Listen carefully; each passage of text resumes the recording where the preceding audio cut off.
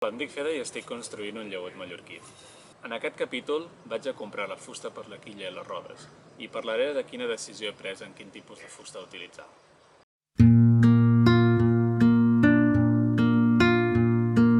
Vinc d'un poble vora el mar que banya els seus amors en una platja sense arena. Vinc d'allà on tothom es somriu, d'allà on tothom sempre diu que el sol... La primera etapa per fer un llaüt mallorquí és construir el seu esquelet. I el primer pas d'aquest esquelet és la quilla i les rodes, que són com l'espina central on van lligades totes les costelles. Aquestes peces, en realitat, depèn d'on vingui el llaüt, es fa de forma diferent. El llaüt català té només una quilla on van totes les costelles encaixades, però els llaüts mallorquins estan fets amb una quilla i una peça sobre la quilla que se li diu la peça. Es fa d'aquesta manera, és que a les illes les platges tenen moltes més roques o esculls i aleshores si a l'arribar a la platja la quilla es trenca, d'aquesta manera la integritat sencera de la barca no es veu afectada. Així que tenim com el que és l'espina central està formada per la quilla, que és una peça llarga de 7 metres, i després tenen les rodes, seria la roda de proa i la roda de popa, i com que la roda de proa és una miqueta més arrodonida, té una peça corbada que es diu el peu de roda. I com a segon nivell, per reforçar tota aquesta envergadura, té el que serien la peça que va sobre la quilla i després les contrarrodes, que les contrarrodes en anglès es coneixen com a deadwoods.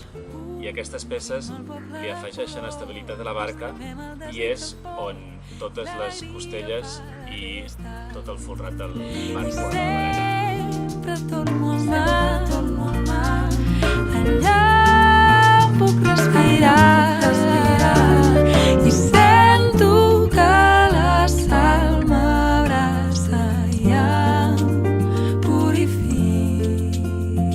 la pell.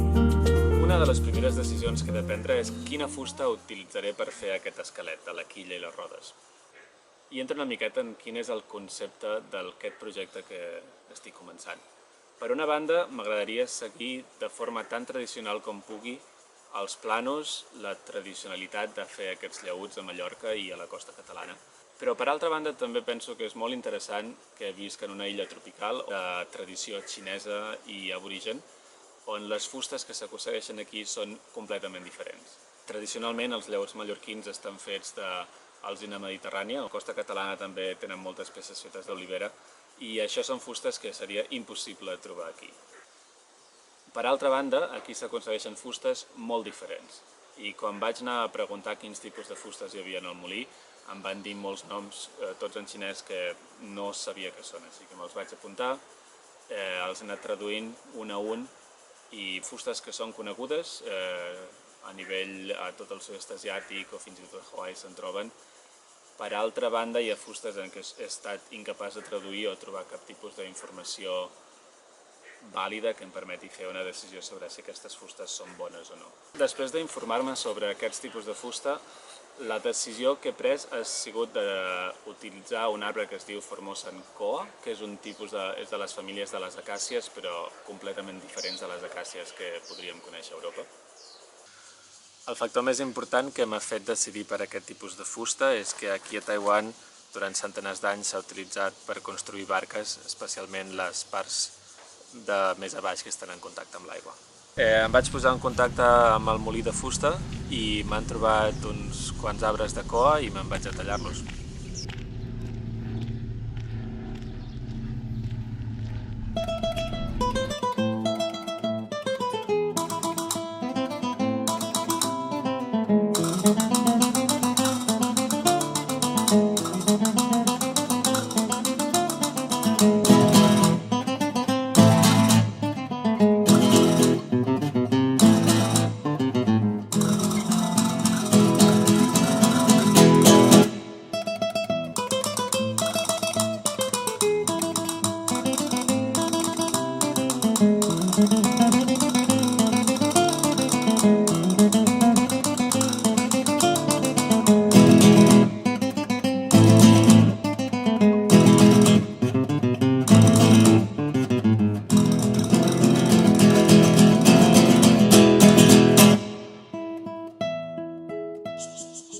So I already have all the wood loaded in the truck, and it's time for going to the workshop and start working.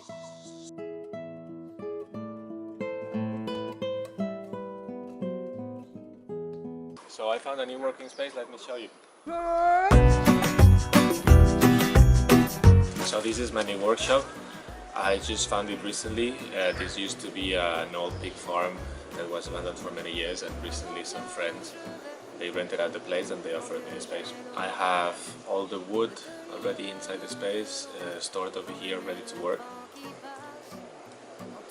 But before starting to work on the actual boat, I want to be sure that once the boat is built inside the workshop, I will be able to remove it. So for that, I'm making a 1:10 model of the space and a mini lofting of the boat, and let's see how it goes. Donde acabará?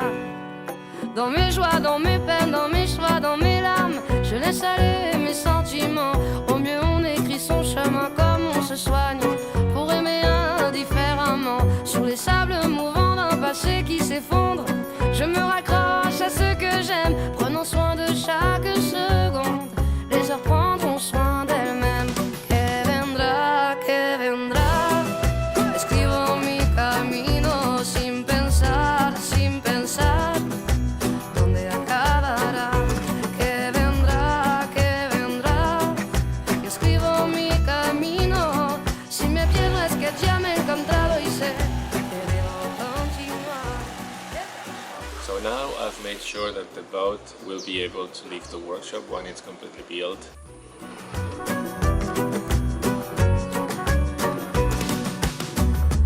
Puisque nous sommes ici sans savoir ce qui nous attend un peu plus tard. So that is so far for this episode.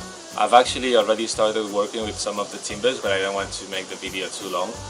And anyways, I want to take some of my students and my uncle on a boat ride and start editing this video. So thank you very much for watching.